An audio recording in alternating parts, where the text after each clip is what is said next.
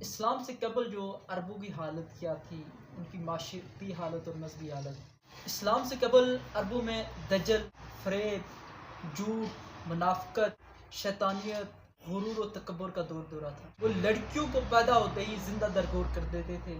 خانہ کعبہ وہ بت پرستی کا مرکز تھا، جہاں 360 بت رکھے ہوئے اور ہر قبیلے کا الگ الگ بت تھا۔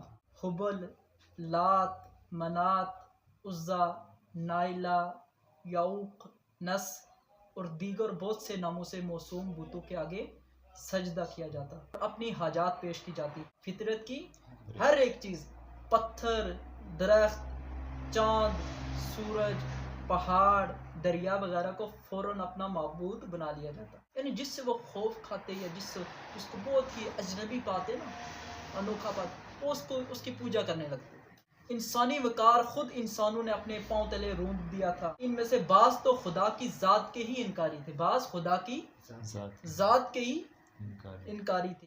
وہ یہ کہتے تھے کہ ہم یہی جیتے اور مرتے ہیں، بس یہ جو زمانہ ہے اور حالات ہے نا، یہی ہمیں ہلاک کرتے ہیں، بس یہی زندگی ہے۔ وہ خدا کے انکاری تھے۔ اور بعض خدا کے قائل تھے، بعض ایسے تھے جو خدا کے قائل تھے لیکن قیامت اور جزا و سزا کے منکر تھے، یعنی قیامت پہ وہ یقین ایمان نہیں رکھتے۔ تو اللہ پاک فرما رہے ہیں انہیں وہی زندہ فرمائے گا جس نے انہیں پہلی بار پیدا کیا تھا۔ اور ان میں سے بعض خدا، قیامت، جزا و سزا کے قائل تھے مگر نبوت اور رسالت کے منکر تھے۔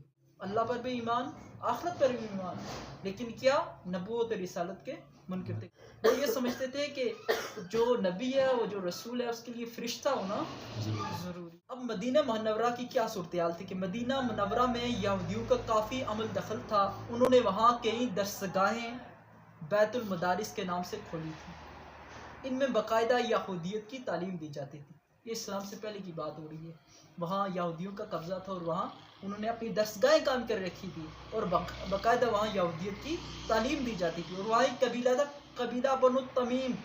بہت سے قبائل تھے، ان میں سے ایک قبیلہ ایسا بھی تھا جو مجوسی تھا، اور یہ لوگ عملاً آتش پرست تھے، یعنی آگ ہی کو سب سے بڑا دیوتا مانتے تھے۔ وہ آگ کو سب سے بڑا دیوتا یعنی خدا مانتے۔ یہ تو آپ نے کیا پڑھا، جو کفار تھے، جو اللہ پر ایمان نہ لانے والے تھے، کچھ آخرت پر ایمان نہ لانے والے تھے، کچھ رسالت پر ایمان نہ لانے والے تھے، کچھ آتش پرست تھے، کچھ کیا تھے، کچھ کیا تھے، لیکن ان میں کچھ ایسے بھی تھے جو اللہ کی توحید پر یقین محکم اور اس کی صفات کاملہ پر پختہ ایمان تھا، جو اللہ پر یقین رکھتے تھے، اس کی صفات پر کامل پختہ یقین تھا، ایمان تھا ان کا، اور وہ معبودان باطلہ کو جھٹلانے والے تھے۔ وہ جو باطل خدا جن لوگوں نے ان کو وہ ماننے والے نہیں تھے۔ صاحب ایمان لوگ بھی ان میں موجود تھے۔